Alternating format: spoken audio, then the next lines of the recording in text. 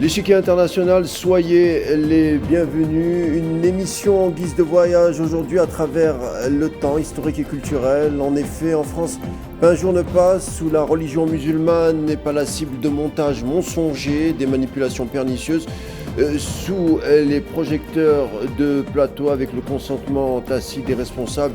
À plus haut niveau, la plupart des médias hexagonaux répandent une litanie simple, fallacieuse. L'islam, une religion sans gêne représentant un corps étranger au sein du flanc si démocratique français. Vraiment. Les apprentis sorciers, agitateurs de plateau, islamophobes assumés, sectateurs racistes, laïcards radicaux et qui ont tous un lien de près ou de loin avec le sionisme, il faut le dire, nous révèlent à l'aune d'espaces médiatiques que la culture française et l'islam sont antagonismes et l'histoire le démontrerait sans parler des textes à foison. L'islam n'est pas compatible avec l'histoire de France. On le verra, on vous laisse juge. À tout de suite.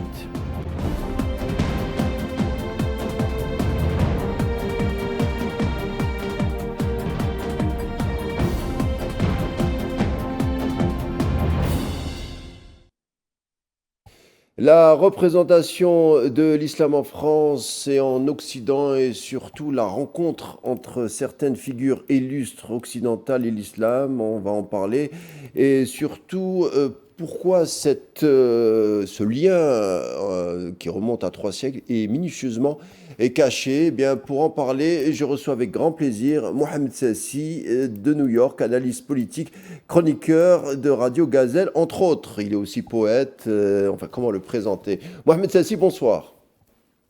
Bonsoir, Karim, comment allez-vous?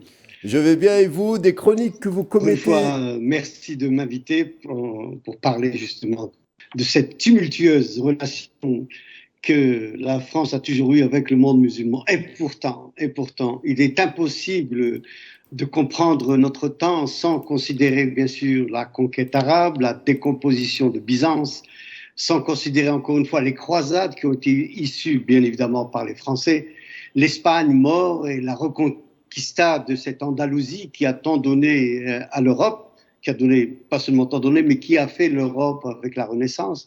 Vous avez aussi les échanges et les conflits du XVIIIe siècle, la colonisation, la décolonisation, et ce, depuis l'an 630. Évidemment, c'est un mariage. Alors, on a perdu, je ne sais pas. Monde musulman de l'autre rive. Alors, Mohamed, je vous pose la question. Alors, on le disait, cette relation entre l'islam et la France qui remonte à 3 siècles est minutieusement cachée. On le voit, certains agitateurs, des agents subversifs au sein des médias français nous révèlent que la culture française et l'islam sont aux antipodes. Rien ne peut être plus loin de la vérité quand on voit les grandes figures françaises qui se sont converties à l'islam et qui ont défendu l'islam. Donc, première question, pourquoi selon vous on n'en parle pas et pourquoi ce détournement culturel et de l'histoire? C'est-à-dire que je pense qu'actuellement, la scène politique française se trouve dans une telle situation que si vous ne parlez pas de l'islam, si vous ne parlez pas des Arabes en général, mais surtout des Algériens, il n'y a plus rien sur les news. Et ce que je ne comprends pas, c'est une relation qui a toujours été tumultueuse. Ça, c'est l'histoire qui nous le dit. Mais il y a des personnalités françaises qui, heureusement, appellent un petit peu à essayer de se comprendre mutuellement, non pas avec des épistémicides historiques, mais avec la réalité historique. Vous savez, depuis le 7e siècle, c'est-à-dire à la naissance de l'islam et avec l'Europe, il y a toujours eu ces échanges. Il y a toujours eu ces... Il semblerait qu'on ait un petit souci de... Plus de 3 siècles. Mais encore une fois, ça n'a jamais été, comment dirais-je, initié par les musulmans. Quand vous avez aujourd'hui des gens, des personnalités ces intellectuels français qui se convertissent à l'islam. Pourquoi? Parce qu'ils ont connu la conquête coloniale et se sont trouvés confrontés à une religion, une civilisation qu'ils vont choisir. Parce que là, ils commencent à la connaître. Donc, durant cette émission, si vous le permettez, sur le parcours de certains de ces personnages historiques qui ont opté pour l'islam au carrefour du 19e, du 20e, même du 20e siècle, mais c'est surtout pour essayer d'expliquer d'où vient cette dégénérescence entre ces incompréhensions qui Même sont, du 18e, Mohamed, comment dirais-je, même du 18e, on va essayer de remonter un peu plus loin. pardon. Alors, même du 18e, et alors, soit ce sont des grandes figures intellectuelles ou littéraires françaises se sont soit intéressées fortement à l'islam, soit Mohamed, se sont convertis. Alors, pour s'attaquer à l'islam, vous le disiez, et à ses fidèles, on convoque en France, on va d'emblée présenter une première figure. Il s'agit de Jean-Marie Arouet, dit Monsieur de Voltaire. Une photo devrait apparaître à l'écran. Alors, s'il y a bien un esprit qui représente la France, ce serait lui, Voltaire. On se revendique de Voltaire pour attaquer les musulmans et l'islam, sauf que ce dernier n'a pas été islamophobe, si je puis dire, loin s'en faut. Est-ce que vous pouvez nous dire déjà quelques mots? oui, évidemment, c'est une grande figure de l'histoire française, c'est une Photo. grande figure française. Il n'y a pas d'une rue ou bien d'une stèle ou bien encore d'un monument qui lui est dédié. C'est vrai qu'au départ, Voltaire était très hostile à l'islam. Si vous lisez sa pièce théâtrale, par exemple, Mahomet ou le fanatisme, ça a été composé en 1742, il était considéré comme le parfait exemple. Une pièce, Mahomet ou le prophète, qui a été écrite en 1736, hein, pour rappel. Alors, je ne sais pas si on a récupéré Ah ben Mohamed. là, moi, j'ai les fiches, oui, moi, j'ai consulté, là, je voyais que c'était l'édition de 1742. Mais enfin, encore une fois, lui, il le décrit comme un fanatique, je parle bien au début, hein, un fanatique, un cruel, un fourbe, tout ce que vous voulez. Hein, il n'y a pas plus méchant, entre guillemets. Alors, Bien sûr, alors il Mohamed, ça se va. coupe, c'est en train de se couper. Oui, Alors, ce que nous disait Mohamed, c'est que Voltaire avait écrit une pièce de théâtre en 1736 qui s'intitulait Le fanatisme ou Mahomet, le prophète.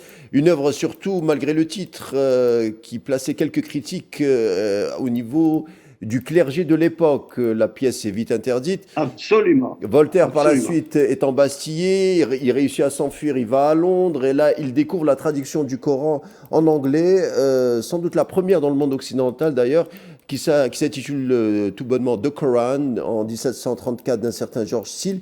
Et à partir de là, on voit un Voltaire qui commence à étudier profondément l'islam et qui défend l'islam, chose qui est peu connu, il le dira lui-même dans un livre qui s'intitule La défense de mon oncle au chapitre 3, Al-Coran.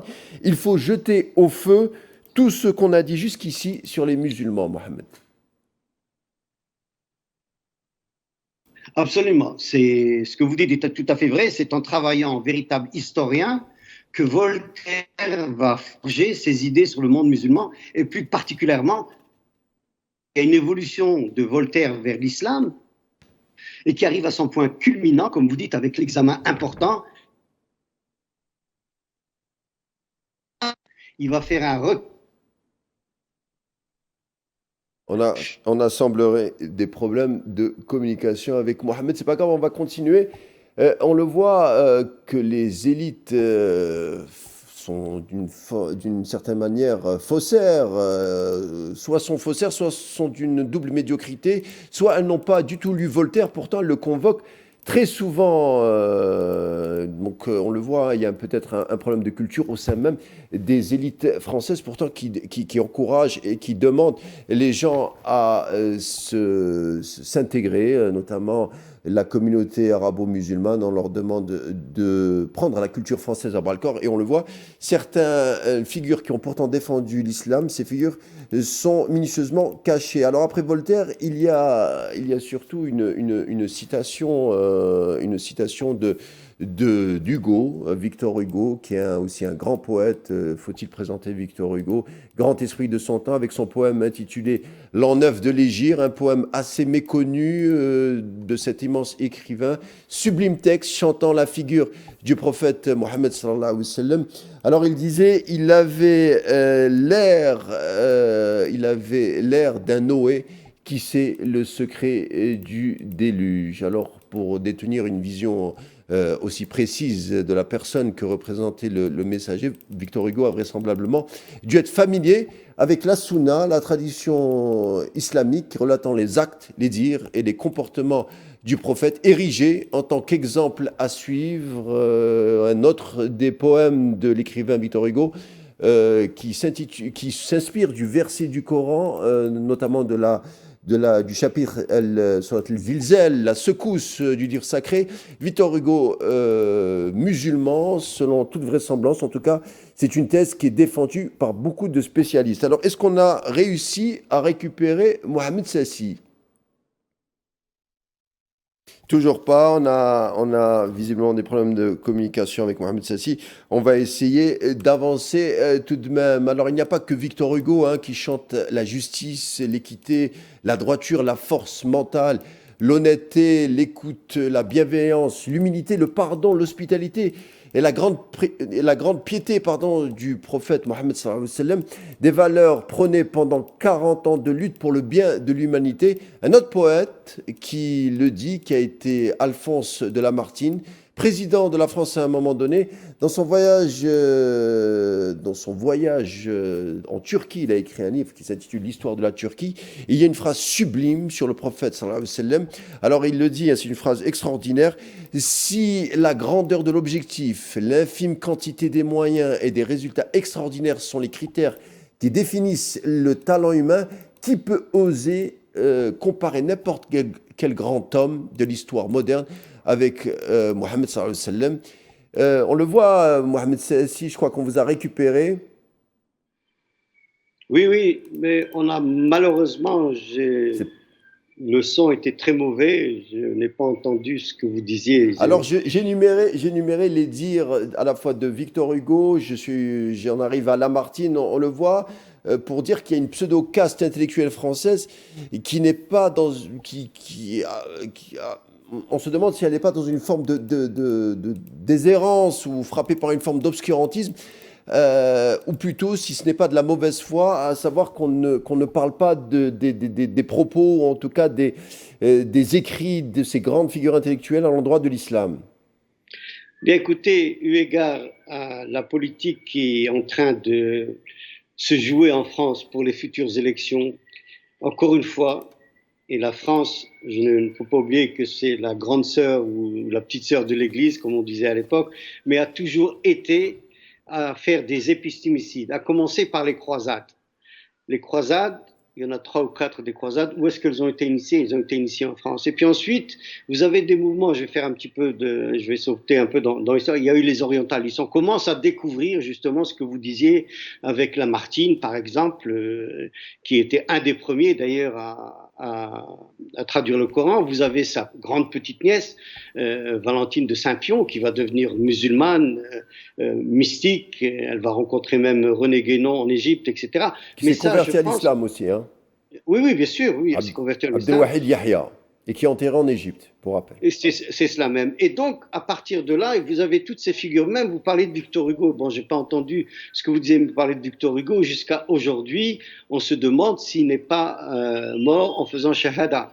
Il y a un très, très beau livre qui a été écrit, c'est Victor Hugo, l'islam, qui lui, comme d'ailleurs Voltaire, au départ, était des virulents opposants de tout ce qui était arabo-musulman, et puis par la suite, au fur et à mesure de la découverte du Coran et de ce que les musulmans ont apporté comme héritage civilisationnel au monde, ils ont dit peut-être qu'on va remettre ça en question, mais bien évidemment, on n'a jamais voulu l'accepter. Même par exemple, faire une petite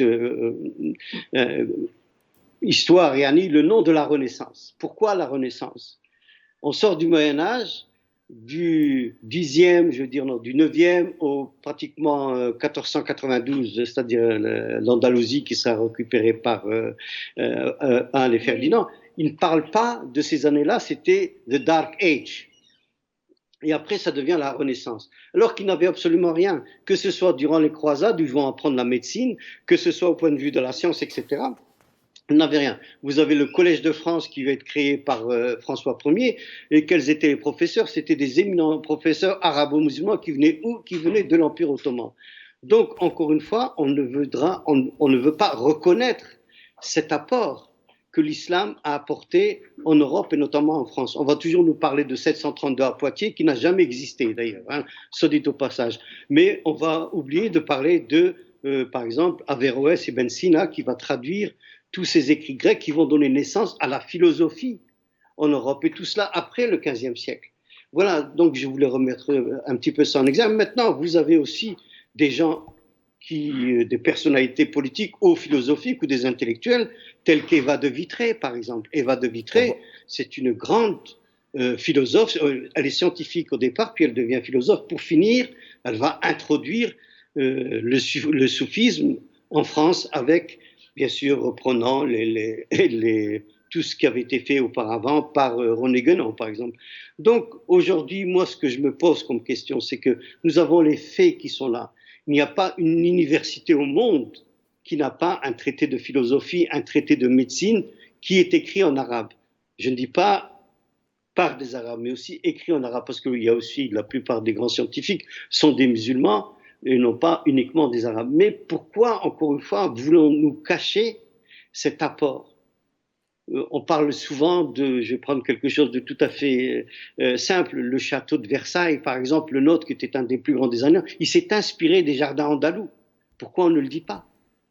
Alors, et si je viens... Oui, Tfadal. Mohamed, pardon, on va continuer bien entendu à parler de l'apport musulman en ce qui concerne la France. C'est un apport qu'on tente de cacher. Il y avait en France, dans les années 50, 60, une grande école d'études islamologiques où il y avait d'éminents islamologues qui étudiaient en profondeur, sans caricature, sans racisme, sans essentialisme, sans préjugés. Et justement, on va écouter un de ces infimes représentants, et puis on revient tout de suite après. On revient toujours à cette fameuse affaire de la religion des origines. Adam était un musulman. Abraham, j'allais dire encore plus, était un musulman. Moïse était un musulman. Jésus était un musulman. Tous ceux qui n'ont pas abandonné la religion initiale étaient des musulmans. Mais une grande partie des juifs et des chrétiens ont erré. Ils ont falsifié leurs écritures. Vous voyez, c'est déjà dans le Coran et encore plus dans la tradition interprétante. Oui. Par conséquent, ils ont quitté la vraie religion originelle, qui était la religion d'El-Fitra, de la nature conforme à ce que Dieu voulait. El-Fitra, Fatara, ça veut dire créer, la nature créée par Dieu. Donc, en fait, il n'y a qu'une seule religion, c'est l'islam, qui était déjà avant. Voilà, on vient d'écouter un éminent islamologue, professeur d'université, qui visiblement connaît bien son sujet. Ce type de témoignage se fait plus que rare sous les projecteurs médiatiques en France, Mohamed. Mais je crois que c'est pas le cas aux États-Unis, puisqu'on est beaucoup plus scientifique quand on parle d'islam, ou en tout cas quand on débat d'islam au sein des universités, quand on compare avec la France. Vous qui êtes à New York, qu'est-ce que vous pouvez nous en dire ? Vous savez, moi je vis à New York, là, une chose qui est magnifique, c'est la religion ici. Bon, faut pas oublier, c'est pas la laïcité, la loi de 1905 en France, yani, mais ici tout est accepté. À partir du moment où vous respectez les fondamentaux de la Constitution, personne ne va vous embêter ou va venir vous interpréter. Bon, là, effectivement, il ne faut pas cacher qu'avec Trump, ça change un peu. Trump, vous avez vu ce qui s'est passé, c'était il y a 3 jours, il y avait une doctorante musulmane d'origine turque qui était ici aux États-Unis pour faire son PhD, qui a été arrêtée par ICE parce qu'elle avait, comment dirais-je, écrit dans le journal universitaire l'année dernière, lorsqu'il y a eu les événements à Gaza, et elle a exprimé son soutien aux Palestiniens et elle a condamné le génocide qui était en train de se faire. Et puis évidemment, avec Trump, voilà ce qui est arrivé. Bon, encore une fois, il y a une resurgence un petit peu de cet anti-islamisme aux États-Unis, mais qui est c'est un infime pourcentage par rapport en France. Par exemple, en France, vous avez 30% des votants, je parle bien des votants en France, qui votent l'extrême droite. Et cette extrême droite, elle s'attaque tous les jours que Dieu fait à l'islam. On prend cette affaire du voile qui est complètement stupide pour moi, pour faire croire que toutes ces femmes qui portent le voile, c'est parce qu'on les oblige, c'est faux.